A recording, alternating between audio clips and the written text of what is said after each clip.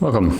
In front of me is a THL T7, and today I will show you how to perform a hard reset through settings.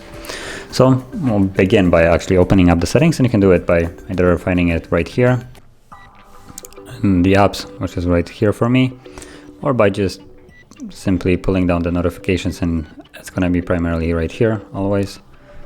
And from the settings, go down till you see backup and reset, as you can see right here. Tap on it and then choose factory data reset.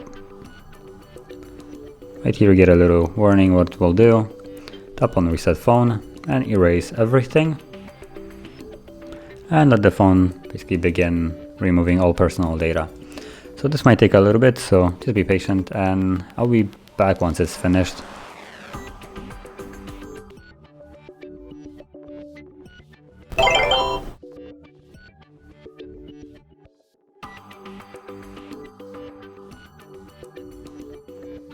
As you can see, now the process is finished and the phone is fully reset.